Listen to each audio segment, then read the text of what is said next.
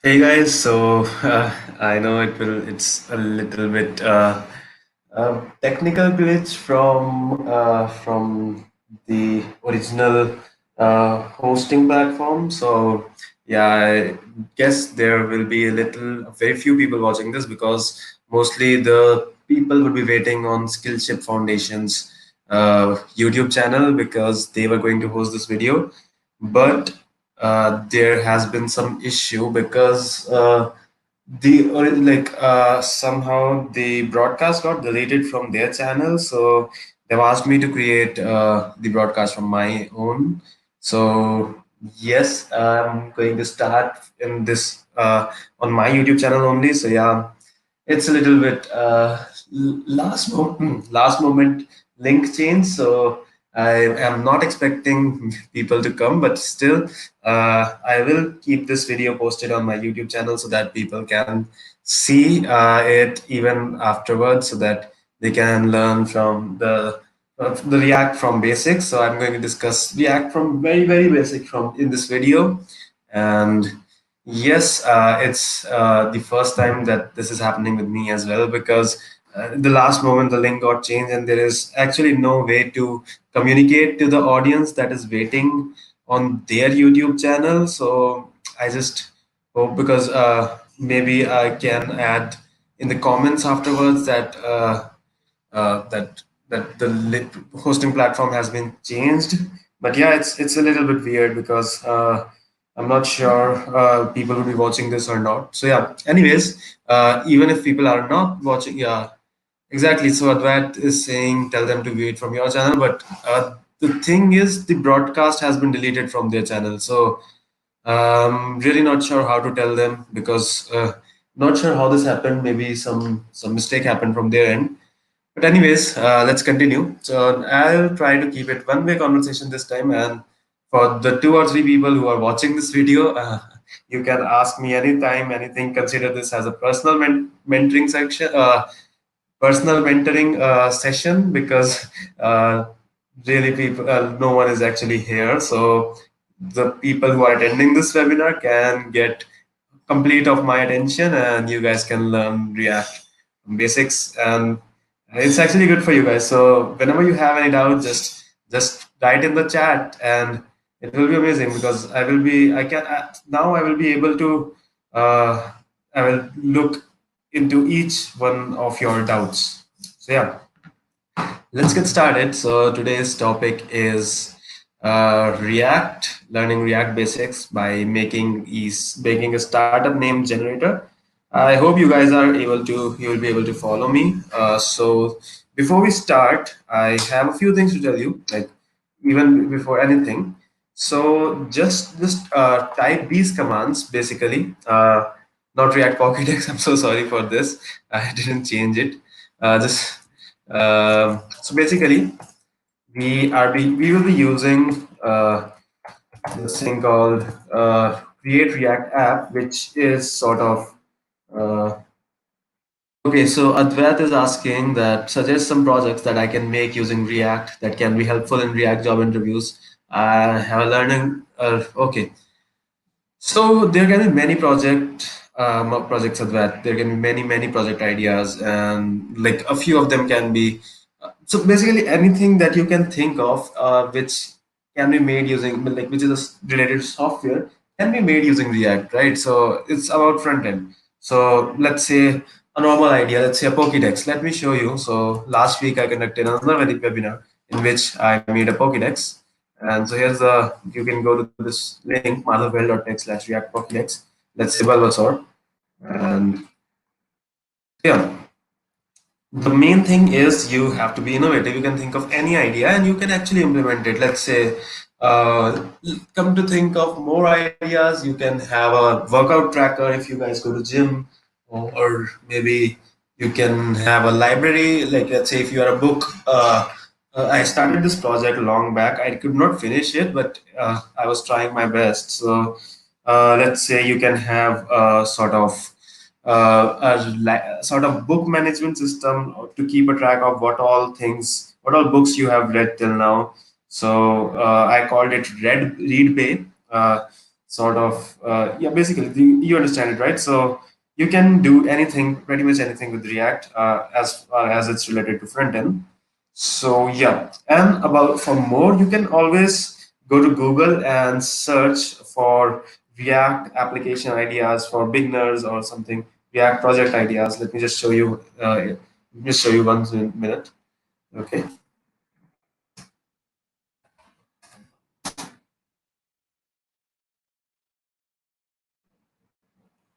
Coming back to the screen. So yeah, you can actually search for these ideas, 10 React starter projects that you can, meme generator, music app player. So you get it, right? There are many, many things you can. So yeah, there are many things which you can actually build using React, and it's pretty much pretty fun also. So, getting back to the topic, so people who are following this right now, I would definitely recommend them to follow along. Before we start with our presentation, I'll just go through a basic steps.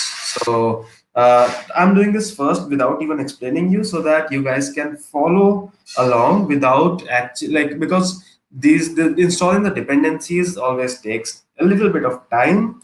So to reduce that time, we can actually just type in these things and install the dependencies first before starting with our uh, this webinar. So just give me a minute. Hold on.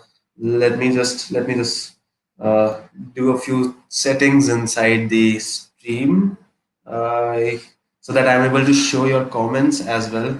While if you guys ask any comment, and I'm really glad that there are a few people attending this webinar, even at the last moment. So it's pretty amazing, right?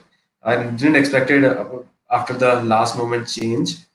So I thank you guys for coming here even at the last moment, and I hope the guys who are waiting for me at Skillship's channel, I hope they are also able to somehow get the link to my channel. I'm not sure how is that going to happen, but yeah.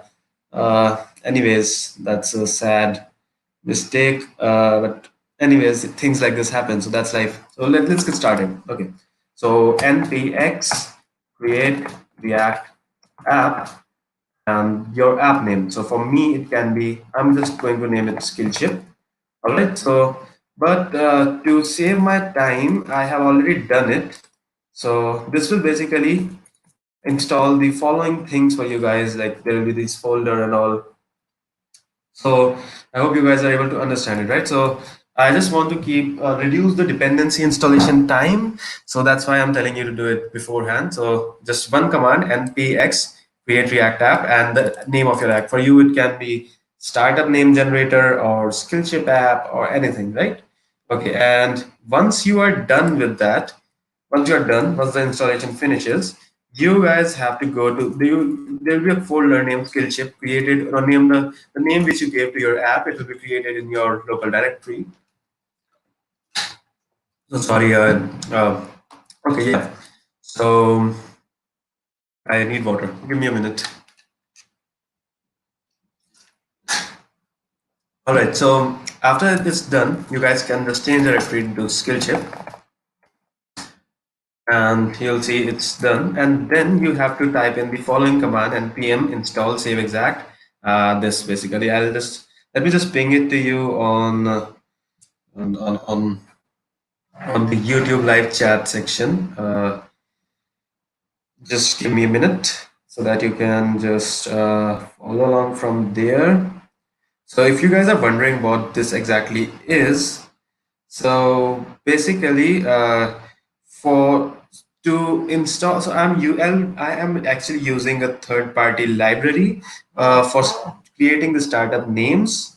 So this guy who has created this library has already created created a sort of function in which you can enter some variable names, or not variable names, any string, and you can get the startup names related to that.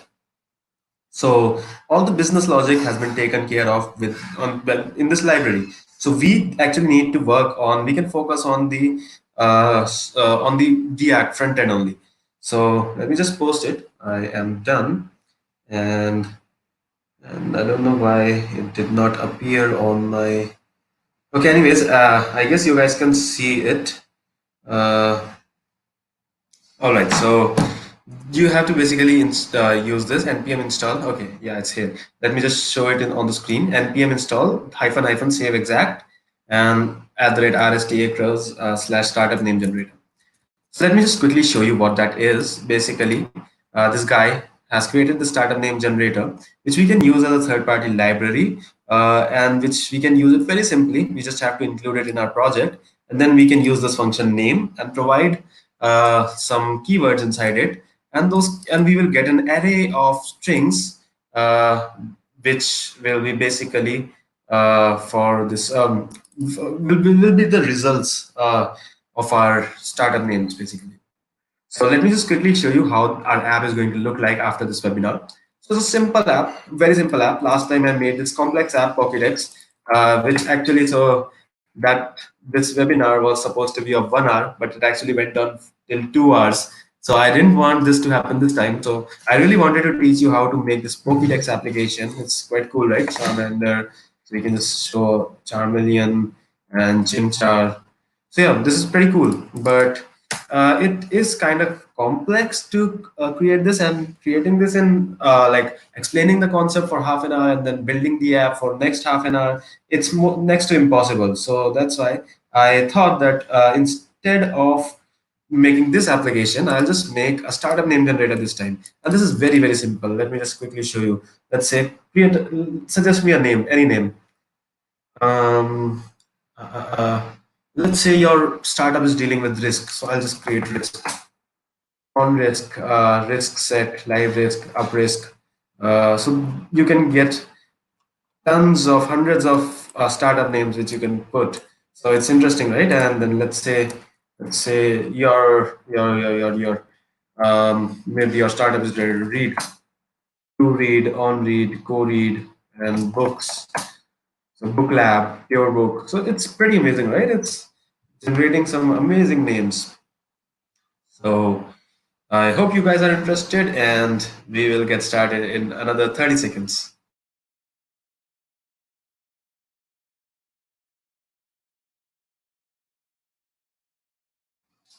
All right, so I hope I didn't make you wait a lot. So let me again clarify the steps which you guys have to go through. Very simple steps. First thing is npx create react app, and then you guys have to this app name. It's clear. This will install this third-party library called Create React App, which basically actually sets up everything for us so that we don't have to set up everything on our own. So basically, React is a library which uses JSX components like this. So basically, which is in HTML inside JavaScript. I know this might feel a little bit weird if you are new to it, but yeah. So somehow like this, we can write HTML inside JavaScript. But if we type this here on browser's JavaScript editor console, it won't understand it. So to make it understand, like it is not really like JSX is right now not understood by the JavaScript by the browser. So we have to sort of compile it down to our normal vanilla JavaScript. So to do that, we have to do some settings, like we call it transpiling. So we use Babel for that, and there are many more things like we can create right now, as you can see, we can create multiple files and modularize our app components. And at the end of the day, it will get compiled down to one single JavaScript file, and that is taken care of by webpack. Instead of doing all those things by ourselves, all those settings and configs, we can use Create React App directly, which sort of takes care of everything for us. So to do that, it's very simple. Again, npx create React app, and then the name of your app, then change directory to my app, and then before npm start, let me tell you before npm start, because after you do npm start, some node modules get logged, and then you won't be able to install this one, basically the app which I told you, this particular thing, npm install save exact stay close as startup later. So before you do npm start, just type in this command, which is being shown on your screen as well. I'll just hide it now in case you guys are not able to see my complete screen. So yeah, I guess it's clear. Now, basically, once again, thanks a lot to this guy who made the startup name generator logic, and so that we can directly use it. So that's the basic, that's the sort of beauty of software development, open source software development. You guys, we can use other people's code. We can leverage on their code so that we can actually benefit from the work which they have done. All right, so time to get started. I know I bored you a little bit. So before starting, we will look at basic React syntax and like basic things which React gives us, why we should go for React. So this is my ideology that before we start anything, we should ask a question, why? Why do I need to actually learn it? What benefit will I get? So coming to it, before that, I'll just tell you a little bit about myself. I guess you already know me. Just another guy who's into development and tech blogging. Most of it, I'm still exploring life, and I want to learn new technologies, and that's basically my aim. So yeah, before you start, just one last thing. Forgive me for saying all of these things like so many times. So yeah, before we start, just make sure you do this. And to download this PPT and the boilerplate code, just go to madhavbhel.tech slash I'll post the link in the chat as well. madhavbhel.tech slash STARTUP hyphen PPT. So from here, you can basically, let me just show this on my screen. So after you from this link, you will be able to download the startup PPT sort of archive file, and in that there will be a little bit of boilerplate code and this PPT, which you can refer to it after the after the webinar as well. So what exactly is inside that PPT? Let me just quickly uh, copy and paste this folder in our main directory. So basically, as you can see, I have made some CSS files, and since this is not related to CSS, I'll be explaining you. Of course, I'll explain you each and every style which I have made. But then again, I don't want to code it from scratch, so I'm providing you this boilerplate code because I want to focus more on React and JavaScript instead of CSS. And CSS is a little bit boring as well. So yeah, complete source code you can find it on github.com slash madhavlmd slash name startup. Uh, this basically name startup. Okay, so you guys can run this app, and it's quite amazing. And it's if you guys would have made this using vanilla JavaScript, your code would have been very, very long, and it might have been a little bit annoying as well. But I'll just show you how you guys can make this whole app within 30 minutes. And I'm not lying, I'm really not lying. I really made this app yesterday within 30 minutes, or maybe even less than that. So, yeah. Okay, let's get started. Okay, so I hope you guys have followed these steps to install the dependencies and this step to get the boilerplate code, and don't forget to start this repository name startup. I would really feel good if you start it, and don't forget to start this as well, React Pokédex. Okay, let's get started. Okay, so by meetups and webinars, so basically you can find like-minded people, interact with them. I know there are very few people present here, but yeah, for all those who are present here, I would feel really good if you guys can just post your LinkedIn username so that we guys can connect with each other and stay in touch even after this webinar. So, yeah, and a chance to discuss about new topics and trends and advancements in tech. So you guys can ask the question which you have in your mind anytime. And since there are very few people attending this webinar today, so I guarantee you that I will stop and answer to each one of each question that you guys have. So that's pretty much it. So today's agenda will be why should we learn React? Basic concepts of React like components, one-way data flow, JSX, state, props, lifecycle methods, etc. And then third is architecture for our app. Fourth, we'll start coding. And fifth, we will deploy our React app. And as you can see,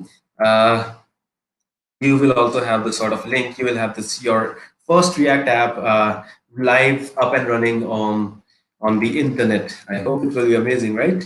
So yeah, if you guys can follow me, if you guys have any doubt in between, or you are not able to follow me or anything, just stop me in between wherever you want, because I want, since there, I really want you guys to get something from this webinar and learn new things. Okay, so why exactly do we need React, and why should we be learning React? Why not other frameworks like Angular or Vue? Basically, there are a few very advantages of very good advantages of React.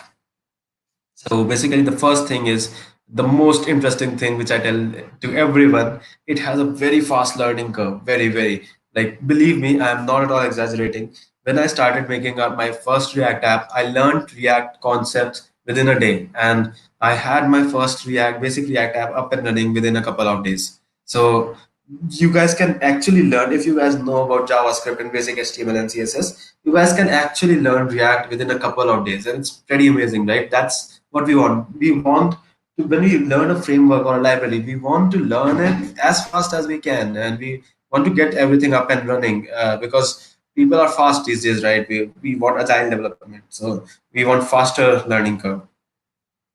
All right. So second thing is reusable components. The best thing about this, I'll tell you really funny thing. So this card, basically, these cards are same as these cards. So I just took this card component and placed it here exactly, and that's what made my startup name generator.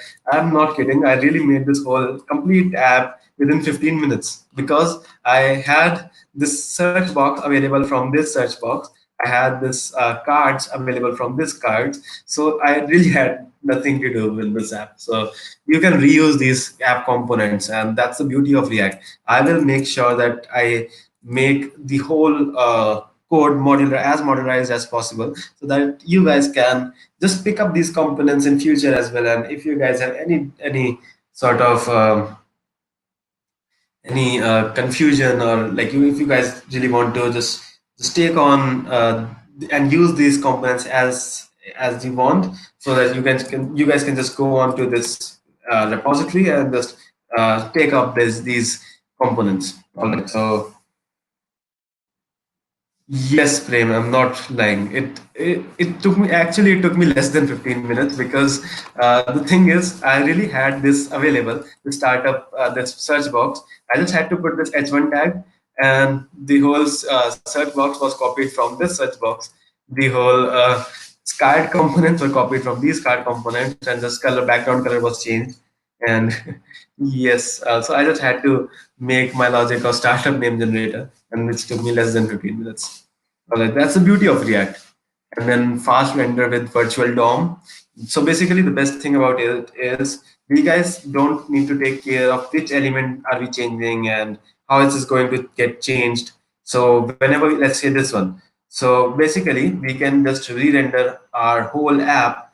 Let's say I need to search about Charizard. So let's search Charizard. So we can just re-render the whole app itself, and the beauty is it will just reload the things that have changed. It will automatically take care and optimize the app using virtual DOM. It's not working on the real DOM. It will some won't go into deep algorithms what's happening inside it, because it's just a sort of small webinar. So but then again, just give me a minute.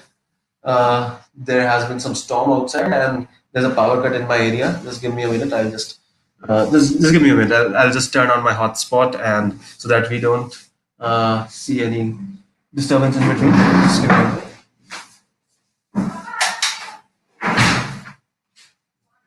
Oh God, it's weather is very bad here. Anyways, okay. So yeah, coming back. And then fast render with virtual DOM. This have done great development tools. There are the community, the dev community using React, developing React, working on React is amazing out there. And you can just ask your doubts anytime you want, and you can just Google the doubts you have, and you will get an answer to it. Definitely, the community on Stack Overflow is really amazing. So that's the beauty of React. And basically any sort of library which you learn, you should make sure that this is the most important thing, that it should actually have a developer community working on it. Otherwise, whenever you get stuck on some doubts or something, you won't be able to get an answer to them if the developer community is not pretty active on working on that particular technology.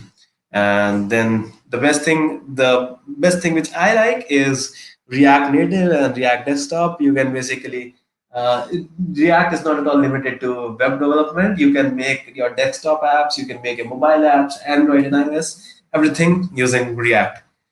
So enough of praising React now. Let's get started. Okay, the basic components. So basic concepts of React. So the best thing about it, as I already told you, that we can divide our web page into various components, and we can reuse those components. Let's say here is a sample screen, sample web app where people can add comments and all. So basically we can divide into various components. So here is a comment form component, here's a comment list component, and here's a basic comment component, and this can be a landing page component. So yeah, and the next thing is one-way data flow. I'm just showing you the app architecture of the of the previous app which I made in last time, this Pokédex. Basically, it had following components, which is the app component, the outermost app component. Then it had this Pokédex component. Inside Pokédex, it was divided into two parts. First one was this. In the side, it's Poké. Uh, Okay, so at the side it's Poke list, and at that side it's Poke search result. So inside Poke list there are various things as well, like Poke card and search box.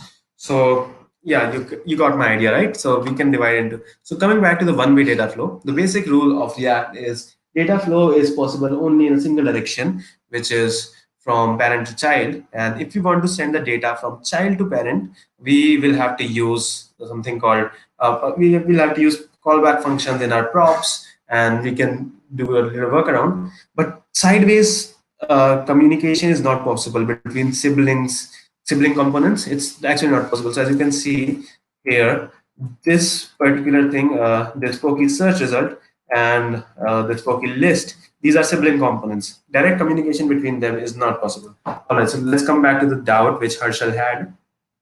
So I'm Madhav Harshal here. I'm working with React from past couple of years. I was just curious if it's feasible to use React as a view library and use Angular for the rest of the logic. Actually, it's possible. We can actually discuss it offline, but yes, people do it. I have seen many apps using written half of the like render logic using React and the business logic using Angular. So yeah, it is actually feasible, but I do not recommend it because why do you want to actually do that? If you want to migrate your code from Angular to React, just do it completely, right? This is actually not good having extra dependencies, but then again, it is feasible. So we can actually take this offline. But yeah, if it's feasible, your question was if it is feasible. Yes, it is feasible. You can always search on internet, and there are few people who actually do it. But then again, you will just add unnecessary dependencies in your project, and it's not actually recommended. But then again, yes, let's start. Okay, so components are done, and what was our next thing? Okay, let's come back to the agenda. Okay, JSX. All right. So basically, React basically use JSX, which you can see.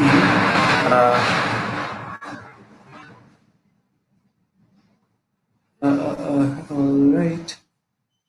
Okay, Prem said something. Right way to learn React as a business beginner. I heard there's a huge concept in React. Okay, I couldn't understand this, but all right. Anyways, so Prem, can you elaborate? Right way to learn React. I couldn't actually get this. What are you trying to say? But I heard there's a huge concept. Concept related to what? Is it somewhat related to Harshal's comment, Prem? Okay, anyways, let's continue. So basically, as I was saying, you guys will see that there is this HTML written inside JavaScript. So that is called JSX. So that's the concept of JSX basically. And the JSX is your browser cannot understand JSX. It understands only JavaScript. So we have to actually uh, write this, compile down this JavaScript, transpile down this JSX to JavaScript. And to do that, we use Babel, and create React tab automatically handles that for us. So if you see the file structure, basically there will be just one JavaScript file, which will have the logic that we write inside our SRC folder. The SRC folder is where we are actually going to write this stuff. All right, so finally, I guess we are able to almost, we're sort of done. So yeah, so for the guys who have followed these steps, just write this basically. Just write this command called yarn start or npm start. After you do this yarn start, you guys will be able to open this uh, localhost 3000, and inside the localhost 3000, you will see this will be there. Okay.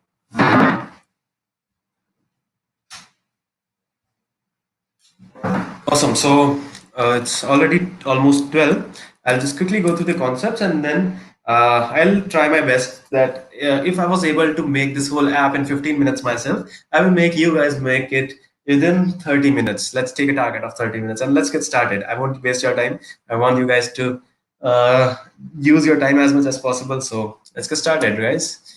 Okay, so coming back to the next topic, state and props. So state basically you can say is any sort of saying it in a layman term, you can say it's a collection of data, or you can say it's a data which can change with time and which you need to render on your screen. Any data which you need to render on your screen, here you can say list of Pokemons. We need to render this data, but it's not static. It can change with time.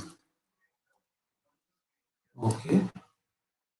Yes. So it can change with time, right? So that will be stored in our state object. So let's say Bulbasaur, so it is here, and then so all this Pokemon data health is changing. So we need to have it inside our state. So you let me just tell it once again.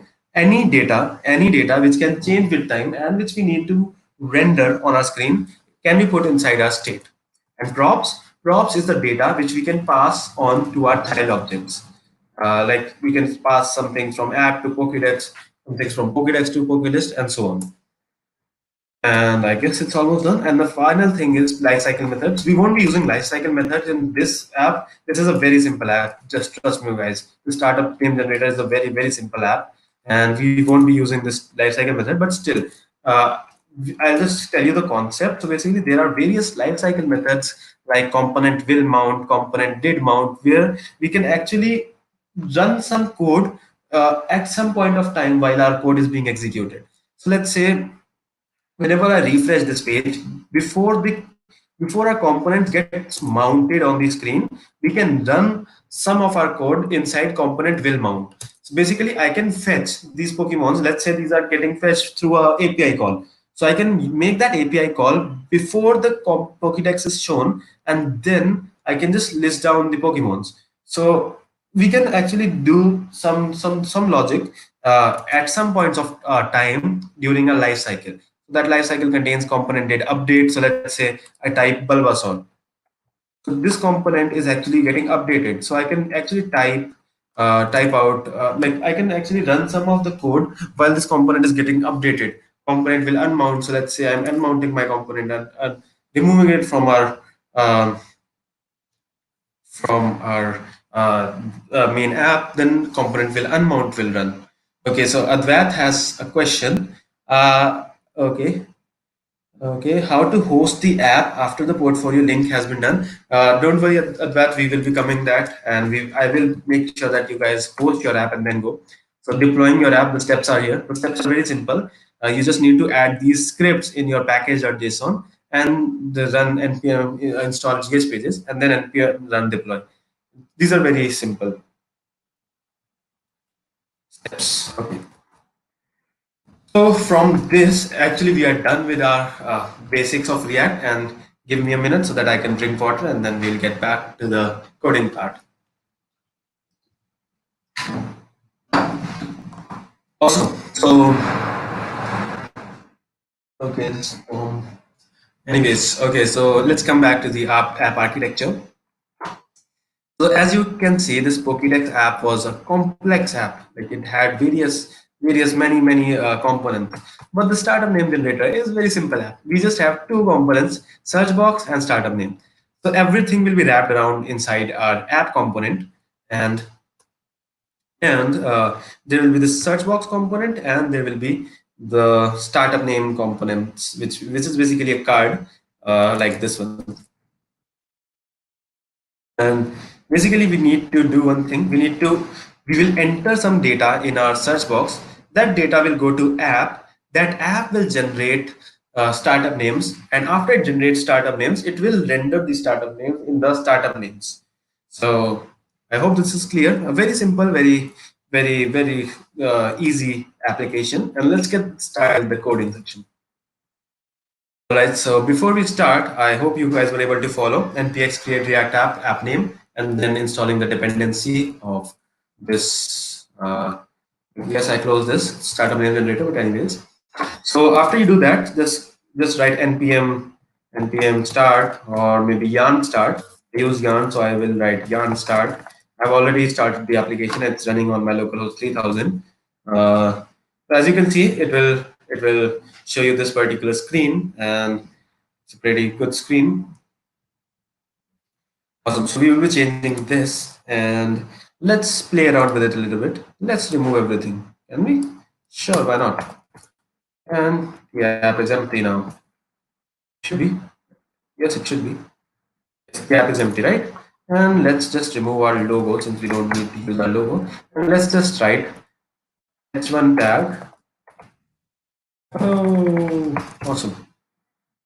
So it shows hello, and this is a basic app, hello world. So you have learned the hello world of React. So before we go any further, let me just show you one more thing. So our components, there are two ways of making components. The first way is a class-based component, and a second way is a functional component. So this, by default, let me just make the spaces to 4. I hate a tab size of 2 spaces. I don't know why the default is 2. You guys can use Prettier or other some extension to just do it automatically. Since it was a little bit, so I did it myself only. So yeah, as you can see, we can just make a function and call it. As you can see, the first name will be capital. It's a rule that it's a convention that your component, your any component which you make, the first name of it should be capital. Awesome. So in the app, in the function, we can return any amount of HTML code. Let's say para p tag, like I am awesome, and I know it, and that will get rendered. So basically, uh, you can you can basically return the HTML from your components. And if you make functional component, you just have to return HTML wrapped around a div. Either it can be just a h1 tag if you don't want it like this, but you can't do this like this, returning multiple divs. You might be aware, like you can't do like this and you can do like this, returning multiple elements. Your whole component should be wrapped around at least one div. I mean, at most one div.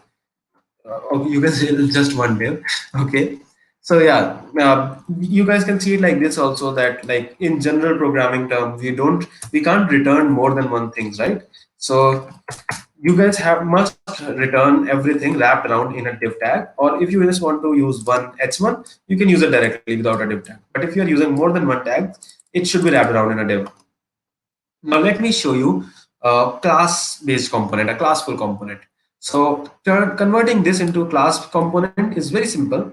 Just cut this, just import component from React. And so as you can see, the classes have this concept of inheritance. So our every component, every class which has to act like a component must extend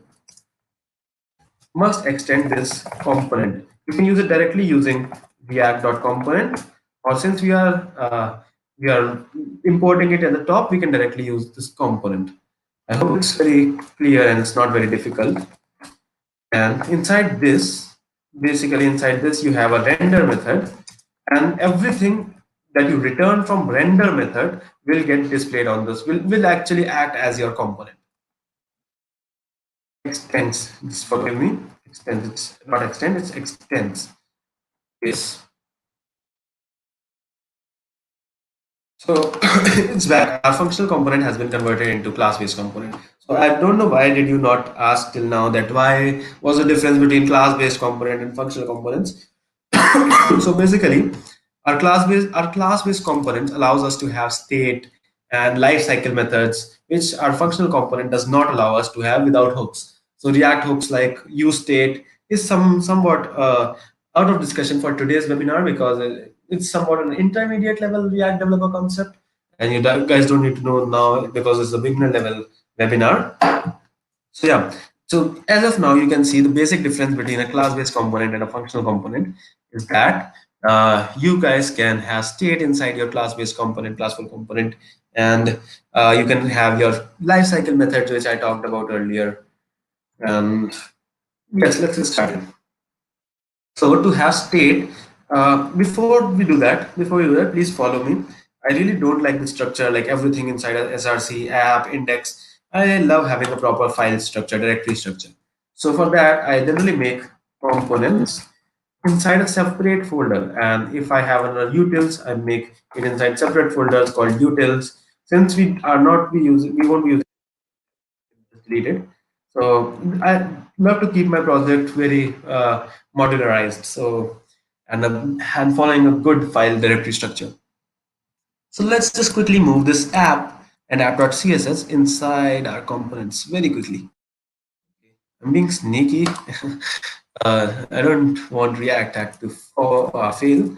So yeah, as it failed. Where? Because the app component is getting rendered inside our index.js.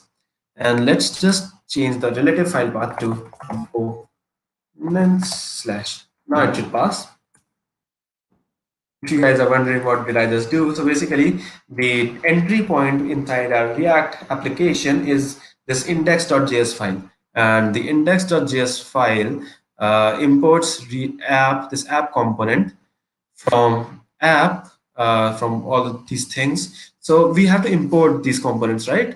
Here, as you can see, app component is getting exported, and it's a default export. So yes, so we need to basically yes, so we need to import it with the exact path, relative path. So we just change the path and it's up and running. If you guys are actually wondering why does my VS Code look so beautiful and how everything is getting auto completed and all, I actually have mentioned the plugins which I use in VS Code. In my blog, you can just go on to madhavhel.tech/bse. And let me just show you the URL, madhavhel.tech/bse. and and you can check out the extensions which I'm using, which improves my productivity. Sorry for promotion in between, but yes, you guys should definitely go and check it out. And I'm really thankful to everyone. Like this app had more than around 5,000, more than 15,000 reads in a couple of days, and I really appreciate it. And just got 1.5K claps, and I'm really thankful to you guys that you're showing so much love to my vlogs. And in case you haven't, please follow me on Medium. So my URL is not Codeburst. It's Madhavhel. Let me just open medium.com/@madhavhel10. So that's enough of the promotion. Let's get started. Let's get back. Awesome. So as you can see, the boilerplate which I gave you, startup PPT, it will have the CSS files. So inside CSS files, I have created some of the stylings ready for you guys. Just change the everything inside app.css with the content inside startup PPT/app. So the app.css from startup PPT, just copy and paste the content, copy the content and paste it inside the app.css inside components. And now you will see a basic styling has been applied, and let's do first step. Let's change this name to startup name generator. Yes, awesome. So our first step is done. Let's now get back to the second step. Also, and one more thing, before actually starting, we also need to import our startup name generator, which we installed library. We'll use it as const name equal to require at the date rs. What was that? RSTA user slash startup name generator. So this should work. Ideally, this should work. Is not able to find the path, so I guess there is some. Let's see. Let's see. There must shouldn't be any problem in this. Okay, can't resolve ISTA stack. Did I even install it? Oh my god! Don't tell me that I myself forgot to install it. Anyways, there might be some spelling mistake or something. So let me just copy this. Where is it? Name startup. Let me just go to src and app components. Inside the components, let's go to app.js and let me require the name from here. Uh, oh my god, so module not found. So I am really sorry, guys. I myself forgot to install it. So that's really bad of me. But yes, I can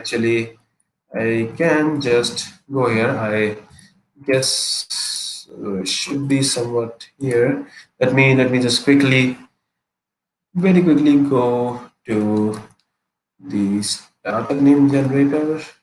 Just a second.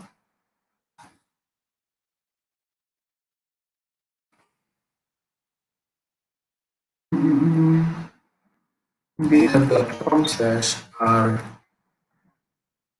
status. Okay. Okay, I will just run this command, which is uh, npm install, and before that I will have to stop my app, and I will just do this. But since it might take a little bit of time, let's see. Let's hope it doesn't take too much time. Okay, I have started. Till the time we can, or maybe we can do one thing. I will just go to my already existing code, which is the startup name which I made yesterday. Just open it.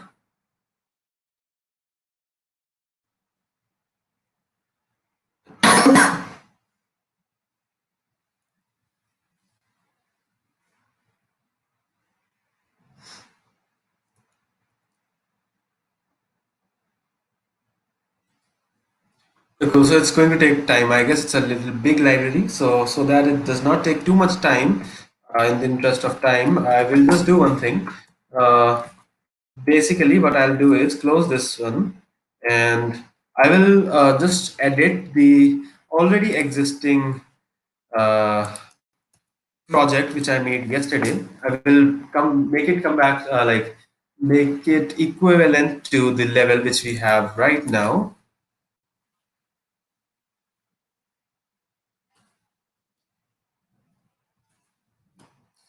So let's just close this one then.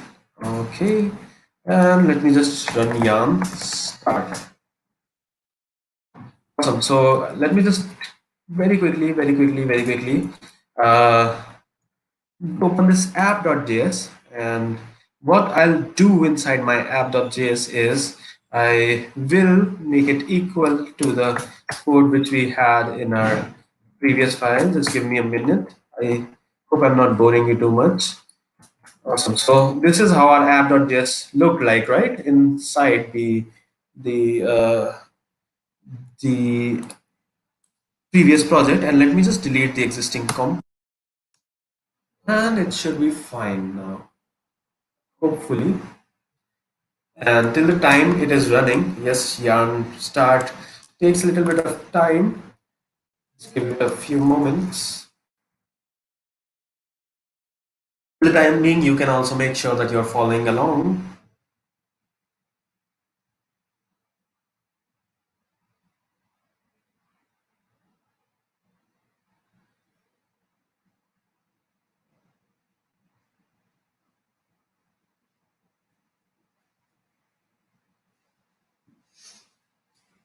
Just hold on for a second, guys. Just let it start. I know my PC is pretty slow, very slow.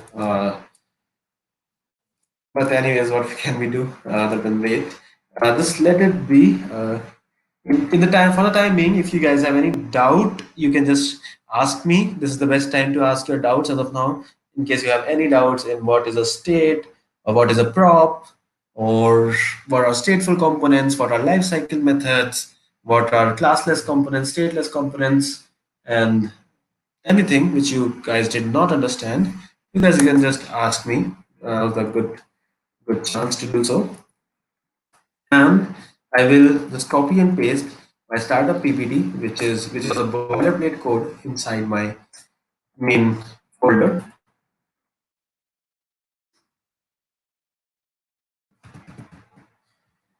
And let me look whether it has RSTA.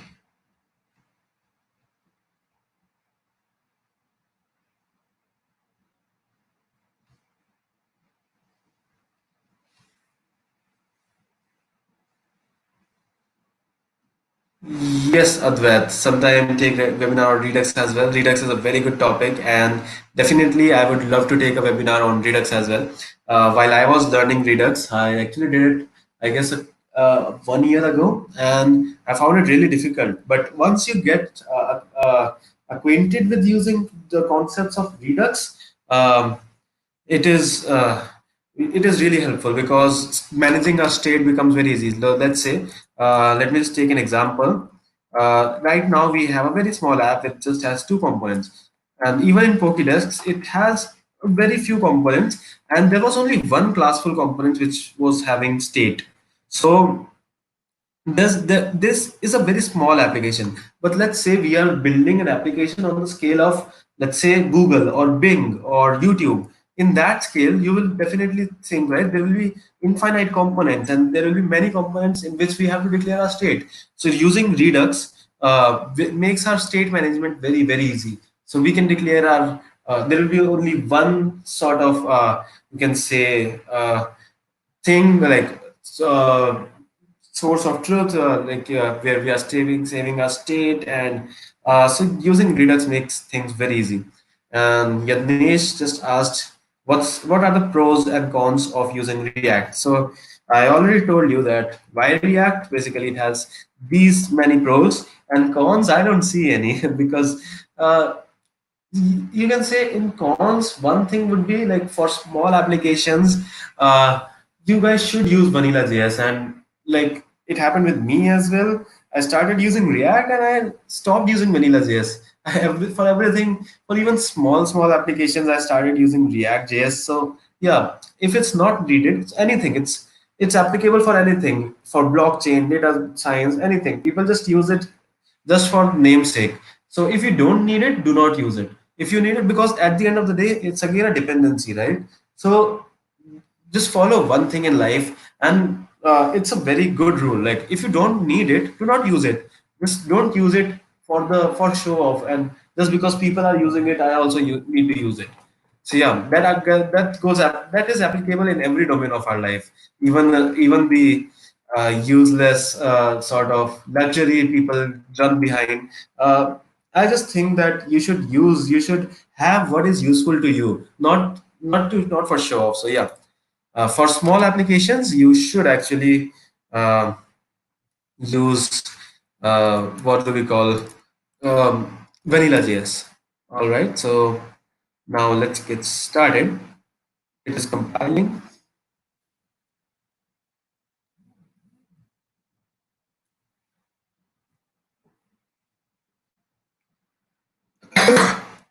Oh God, why is it taking so much time? It's so annoying. Okay, let me just save it. Okay, till for the time being, let's take another question. So that just asked, why do we require to maintain state? So basically, this is the main concept of React. Basically, we can have states. So as I told you in start, like a state can be seen as any data which which we have to render on our screen and which can change with time. So just like this Pokemon. So that's why we need to maintain state to basically maintain that data. Awesome. So now we are done. Finally, our app is up and running. Awesome. So let's quickly get back. So just to show you how this library startup name generator works, let me quickly, but before that, let me show you the concept of state since Advait asked us. So to define our state, we need to have a constructor. And inside our constructor, we need to call this super method. And then we can define our state, this dot state equal to basically state, as you might have known, state is nothing but an object, a JavaScript object. And we can define our startup names inside that object. As of now, it's just, oh, let me just fix this. So as of now, it's just an object, a JavaScript object, a basic JavaScript object. And in start, it is just an empty array because there is nothing here, right? You can't see anything when we restart our app. It's empty, so it's just an empty array at the beginning. And we will populate it after we are done with the search box. So let me just show you how this name is working. So let me quickly show you component did mount. So component did mount will get called after the component gets mount, and inside this I'll just console.log component did mount. Before loading everything, our component did mount will run and it will just display component did mount. So let's do one thing. Let's have another console.log statement inside which we will just display our name of, let's say, any name. Let's say run. Okay, hopefully it should work. Yes, so as you can see, this name method returns the suggested names for our startups. So all we need to do is render those names here based on our search. So let me just quickly remove this component did mount from here. We don't need it. And let me start working on our search box component. I'll create a new folder and I'll name that folder as search box. And inside that search box, I'll create a new file, search box .jsx, and another file named searchbox.css. And again, using inside that searchbox.css, just go inside your startup PPT, go inside search box, and copy the styling from there, and just paste it here. We don't basically this is a basic style. Border is none, padding is 15, width is this much, border is this much, and then margin and the font family basically. And what do we need to do now is we need to make our search box component. Let me just close it. Okay, so how we do it? Let's import. I'm basically, I can use React snippets, I can use the again existing code, but I'll just make both the components from scratch so that you guys have idea how we are going to do this. So this app was our stateful classful component, class-based component, and this search box will be a functional component. So how do we make it? First thing, import React from React. Second thing, nothing, just export const, and I'll be using an ES6 function, and the name of the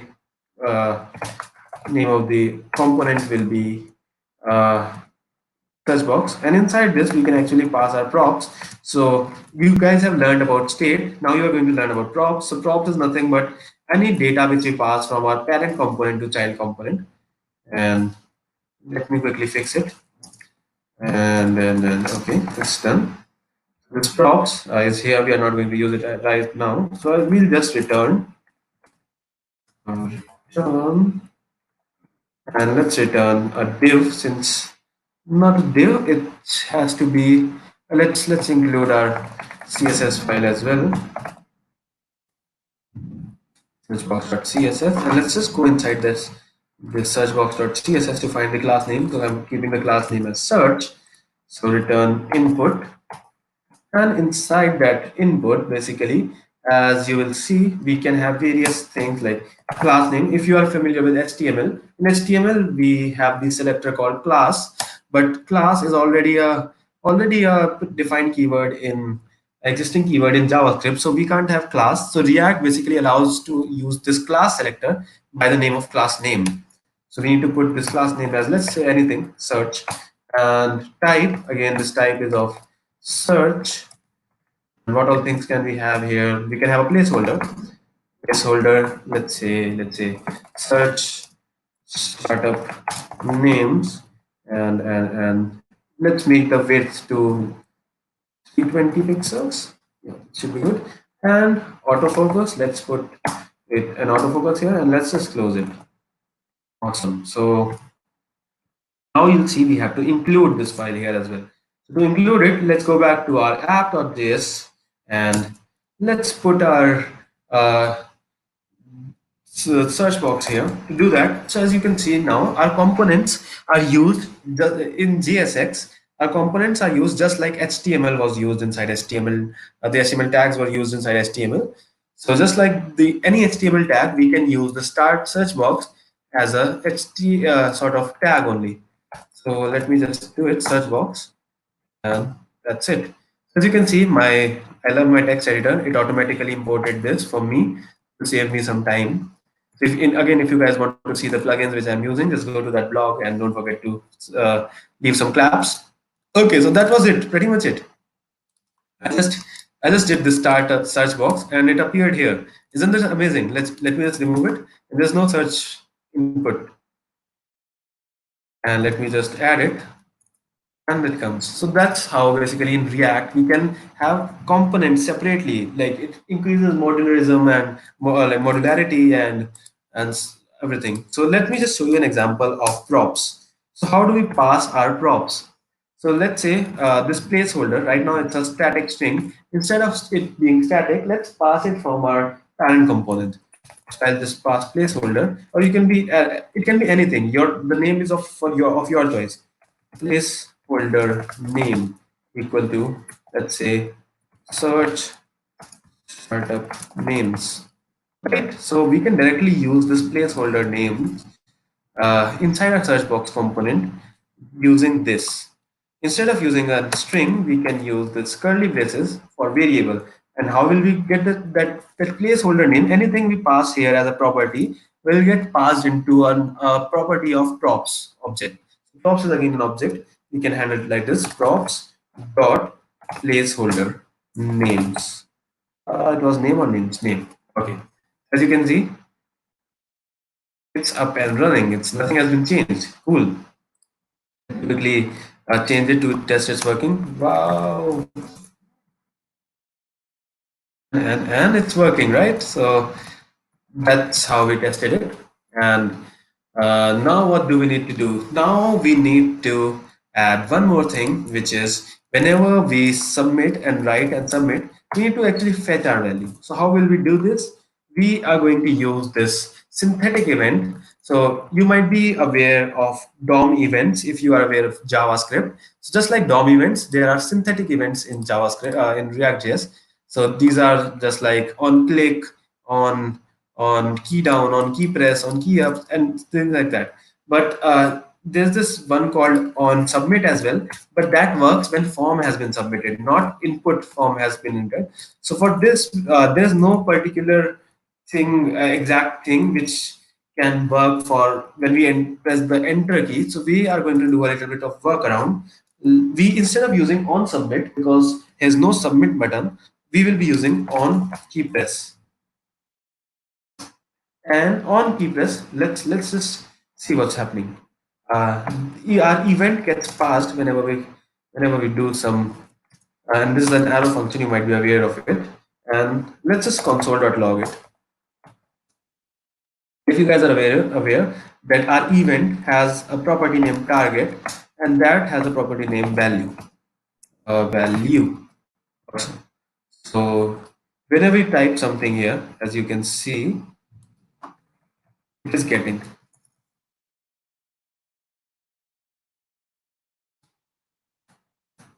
So we are getting these values. Now, what do we need to do is basically we need to check whether this value, whether the key we pressed, that should be enter key. Only then we need to submit our form. So for that, we will just put a simple if condition: if e dot key equal to enter, then only then console.log. Uh, Hooray, submitted. Awesome. Let's see whether that works. So now, as you can see, it's very simple. On key press, it will run this function every time we press a key, and if that key press is equal to enter key, then it will log. Hooray! Awesome. So let's start. Hello, enter. Hooray, submitted. Otherwise, it won't hit. Awesome. So I hope you're able to understand now. Now, one thing. So now we are almost done with our app. Just one more thing. Now we need to get this e dot target dot value. Let's just have e dot target dot value. Let me just show you what e dot target is. Once we submit, hello. So basically, e dot event dot target is basically a targeted object element inside our DOM. So in here it is input tag, input class equal to search, type is equal to search. So instead of, and then if we want to get that value inside, as you might have known that in HTML there's this input value property as well, which actually has the value of whatever we enter. So e dot value. Awesome. Let's do it. We're almost done. I can bet that in another 15 minutes we will be done with our app. So let's say hello, and as you can see, who has selected hello, and then we can have my name is hello. Awesome. So it's getting here, right? So that's pretty much it, right? So we are almost done with our uh, this search box component. Now one last thing is remaining. Now since, as you can see, our names are getting called inside app.css, now we are going to see how the child to parent communication can happen. The parent to child you have already seen, we can just pass the data as props. But what about parent to child? For parent to child, we have a little workaround. Let's say we need to run some code whenever this thing happens. So for this, we can create a function. Let's say handle search box submit, or maybe I'm bad at naming, dude. Let's name it as handle search submit. I'm really bad at naming, but anyways, so let's just pass some search field here, and well, let's keep it empty as of now, and let's put an alert. And in that alert, let's say this was called. As you can see, we can pass functions in the props as well, and this is really amazing, right? Submit. There was some. Okay.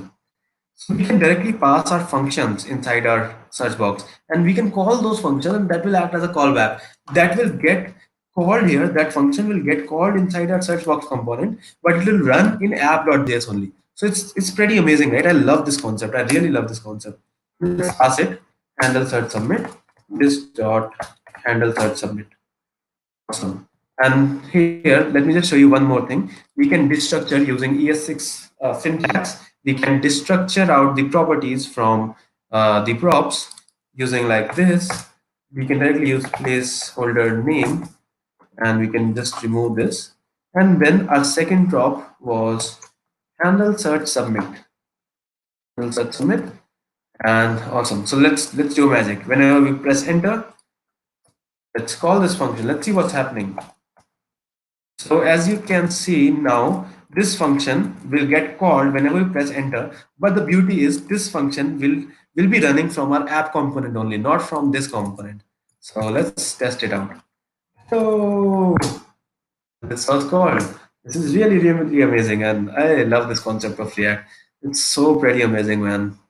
Okay, and again, it takes me back to the concept of Redux. So let's say our application had thousands of components. So passing these props and handling the state, it would become really annoying, right? So this is taken care of by Redux, and Redux is actually a concept. There we can use Redux in another libraries as well. So for React, also there's React Redux. So yeah, Redux is really amazing. I would definitely take a webinar on Redux, and It's the most amazing concept I've come across. Seriously. Yeah. Now let's take it one step further and let's pass our our value to this function. And let's say search field, and inside alert, let's just pass our search field. Awesome. And here, instead of logging, let's call directly handle search submit, and let's pass our e dot target dot value. Awesome. So that just asked a question. I just noticed. I hope it's not too late. Oh, he asked it 3 or 4 minutes ago. I'm sorry at that. I wasn't. I was totally engrossed in writing code. So how that props param used in search box component. Okay, let me explain it once more. So basically, this props parameter contains everything. It's an object which contains every property which we pass it while we declare the search box, while we use the search box component or any component. So uh, so as you can see, the place like we can directly use props here, but if you are aware with ES6 syntax, this is called destructuring. Whatever is being passed inside our parameter, we can destructure its value. So basically, it will be like this. Props will be props will be uh, basically just an object which will be having placeholder, and it will have some value, and it will have handle search submit, which will be uh, function. So just like this function, thing like that. So I hope your doubt is clear now. And this handle search submit will be a function which we are calling it from here, and it is getting which we are calling it from here, but it's getting executed inside our app component only. So let's test it out. Awesome. Hello, let's search Madhav. Awesome. So it says Madhav. Let's change it to startup. My startup name generator. I started in generator, and it's quite cool, right? I really love React. I can't tell you how much I really love React. Awesome. So we have won the war already. So it's almost done now. Nothing is remaining. So inside our handle search submit, let's do one more thing. Let's call our let's console.log. Inside that, let's call our name function. If you guys remember, the name was this function which we will start a name generator. Inside that, just use the search field. And now let's test it out. Hello. So as you can see now, our suggested startup names for our the given field, which is co-hello, hello hub. So yeah, we have access to that, and now we just need to render it here. How are we going to do that? Uh, Before that, let's keep it here, and let's keep our separate component for this for these cards. These cards basically. So sorry. Yes. So for that, let's call that as startup name, and inside the startup name, let's create again the same steps.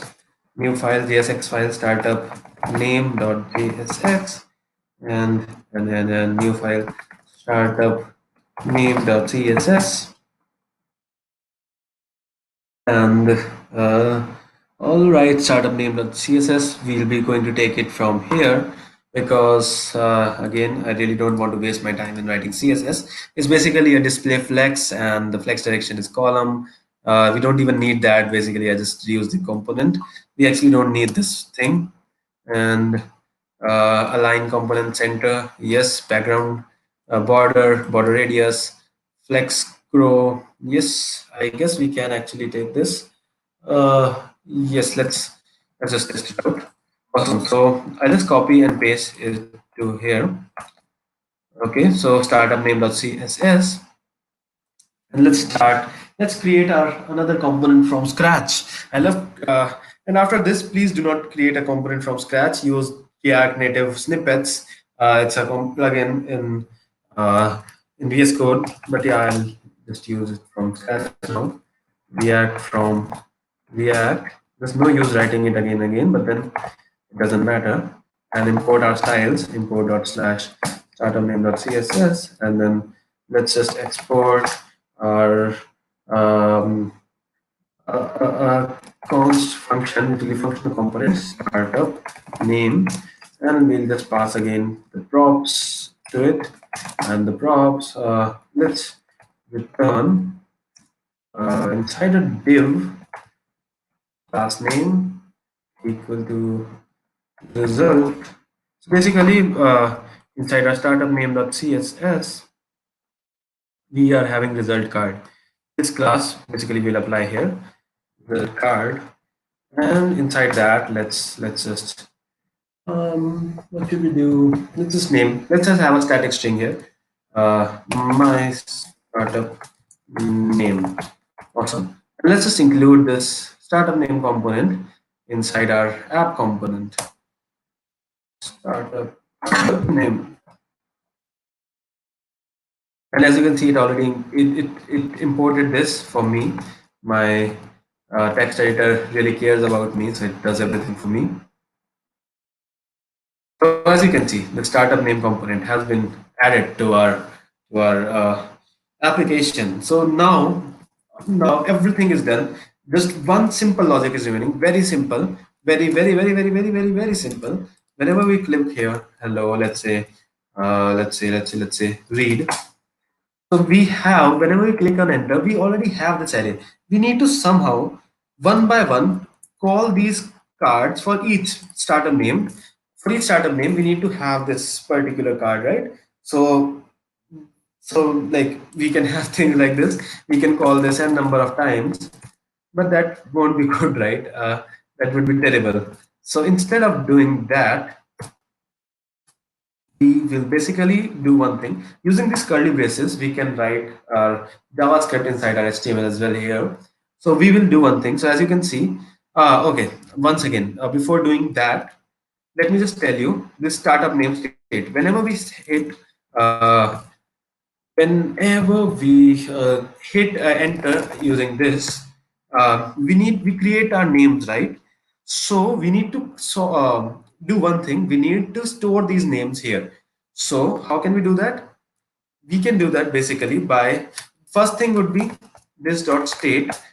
If you guys are already aware about this, don't kill me for this. I'm just showing this for example, as an example. This dot state equal to, or maybe this dot state dot startup names is equal to name of search field. But here's a problem. Here's a very major problem. We should never ever make this a rule. Never ever change the state directly, because whenever we change this directly, the app will not get reloaded. Instead of this, we should always use this dot set state. It's a method which React provides us. This, when we use this dot set state, now we can pass in the new object which we need to do here. Inside this, I can pass my search field. So instead of setting this directly, I'm creating the set state and passing the new state inside this. So whenever this just set state is called, our whole app will get re-rendered. Not whole, it will trigger the whole app to get re-rendered, but in actuality, only the things that have been changed will get re-rendered. Let me just show you.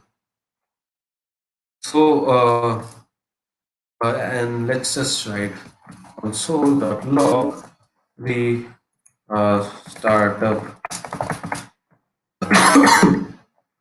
And let me just show you using a lifecycle method.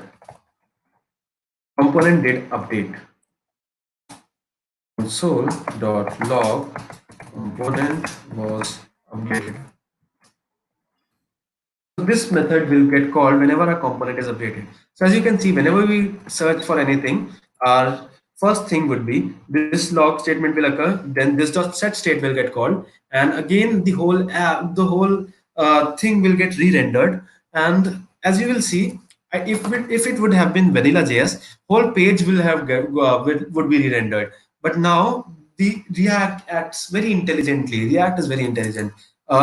Basically, it re-renders only the components which has been changed.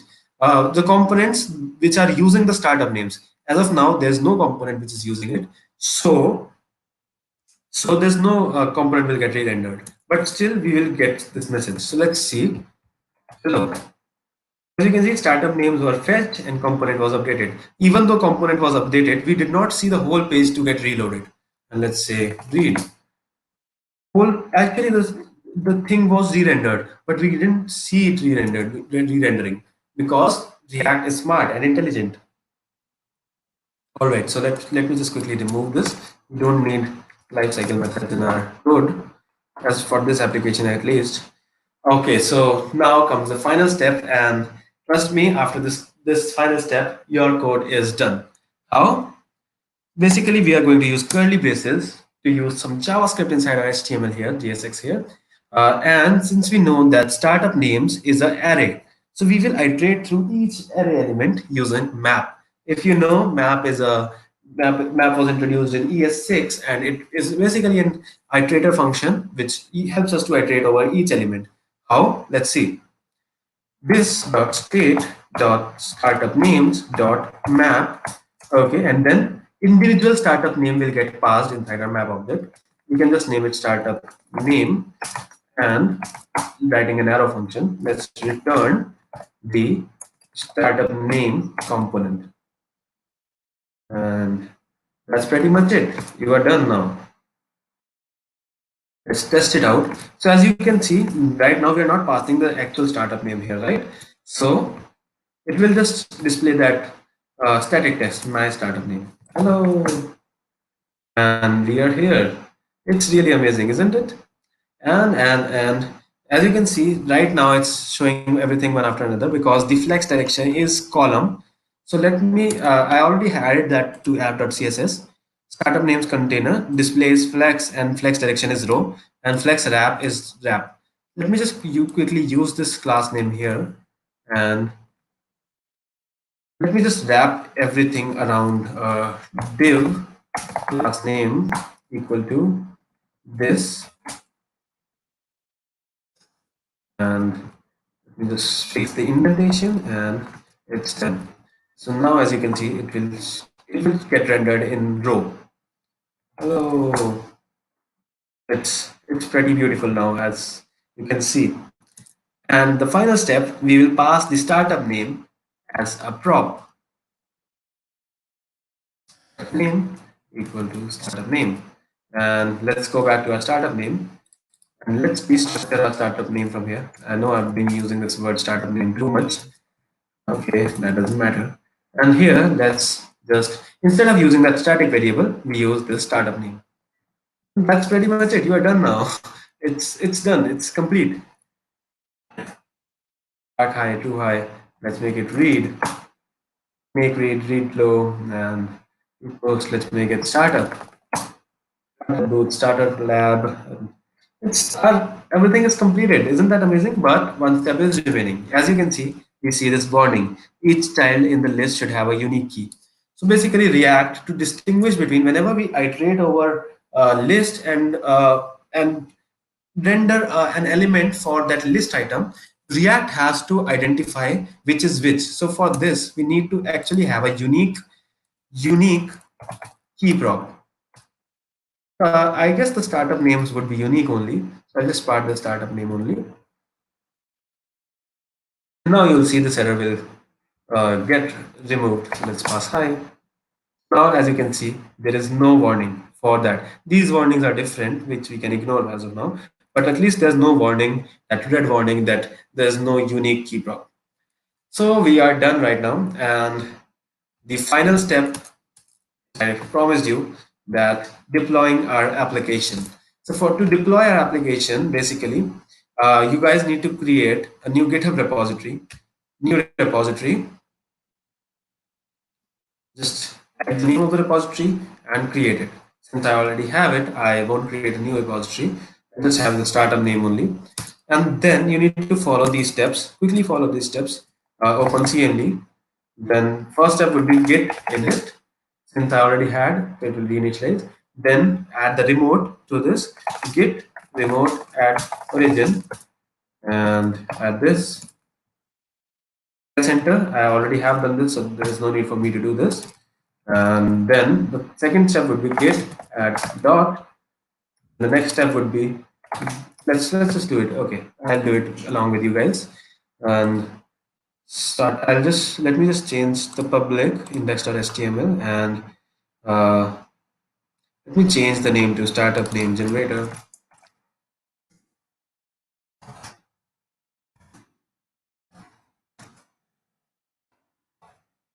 And let me change the description to this is my startup name generator. Yay! Let's not be over dramatic here. Okay, this is your GitHub repository. Uh, all right, awesome. So yes, that should be it. And let me now add it. Git add dot then git commit dash m add finalize the app git push dash u origin master. As you can see now, our repository will have the app. The next steps, these npm install gh pages, npm install gh pages, npm install gh pages. Since I already have it, I won't install it again. Then the next step is basically you need to add, you need to change the package.json a little bit. Inside the package.json, you will have to add a home page. This basically, earlier won't be there. So now you'll have to add it here.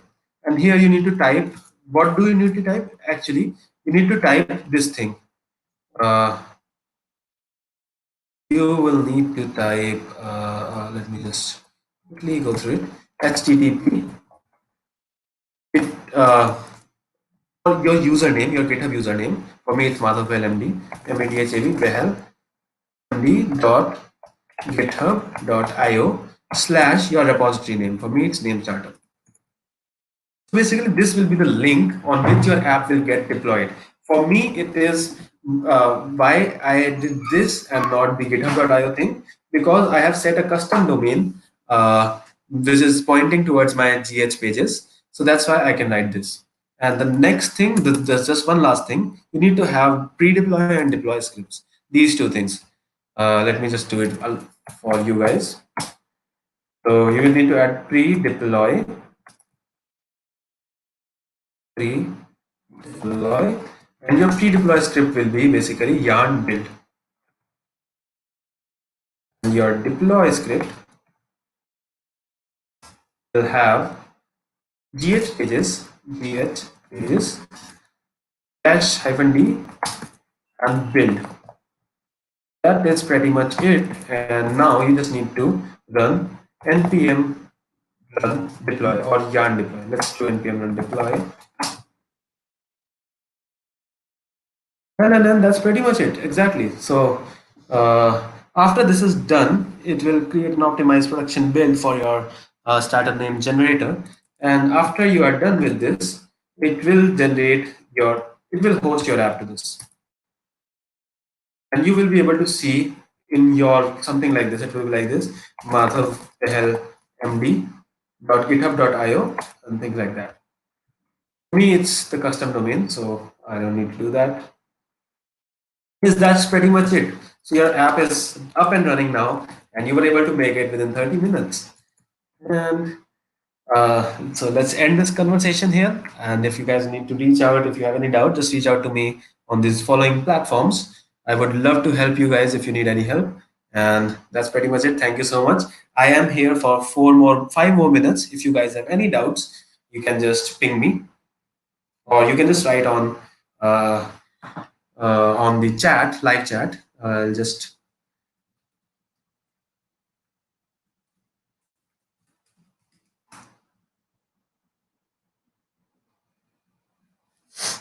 awesome.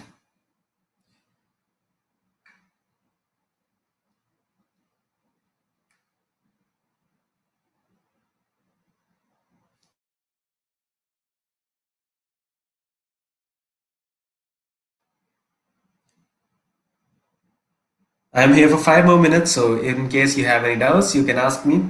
Use this opportunity. So, thank you so much, Skillship Foundation, for hosting me. I really, really appreciate it that you guys are conducting so many webinars, and it's really my pleasure to be your guest. And It's really amazing. The job you guys are doing, it's really amazing. And let me tell you, the founder of the Skillship Foundation, Sachin, he is doing one very amazing thing. He is continuously encouraging people to donate in PM Cares Fund in these tough times, and it's really amazing. He's doing his part, and I really want you guys to also. I will encourage you guys to also do that, and I am really inspired by his efforts. Sachin, hats off to your efforts, and you're really amazing.